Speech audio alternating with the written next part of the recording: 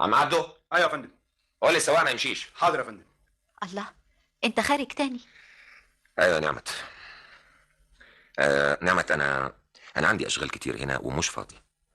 مش افضل انك ترجعي المزرعه احسن؟ هروح اعمل ايه لوحدي؟ انا هقعد هنا. كفايه مهانه بقى، لازم امشي. هو هيقول لي ايه اكتر من اللي بيقوله ده؟ لا، لازم احاول تاني. دي غمه وهتعدي. لازم اكون عاقله، ما حدش بيفرط في بيته بالسهوله دي.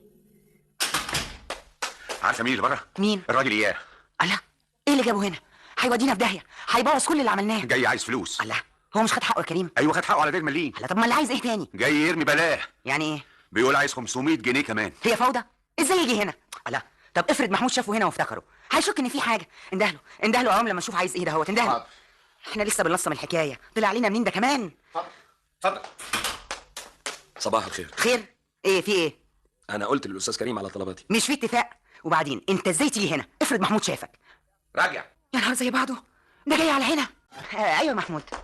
ايه انتوا عندكم حد؟ لا ابدا، ده عميل جديد. طيب ممكن اشوف؟ لا لا لا لا، اصله رغاي قوي وهيدوشك. مفيش داعي، انا هخلص معاه الشغل انا وكريم. ارتاح انت او طيب خلاص ريحتيني. نازل انت يعني؟ ايوه. طب لو سالت عليك نجوان اقول لها انت فين؟ انا هتغدى معاه. طيب مع السلامه. ده كلام؟ افرض كان شافك دلوقتي، كنا رحنا كلنا في 60 داهيه. اهو ما شافنيش. ويمكن ما يكونش شافه في المزرعه او ما خدش باله منه خالص. يا كريم، محمود ذكي جدا، ونشك في اي حاجه دلوقتي مش في صالحنا. المهم يا فندم، حضرتك عايز ايه؟ ايه بقى حكايه ال 500 جنيه دول؟ ها؟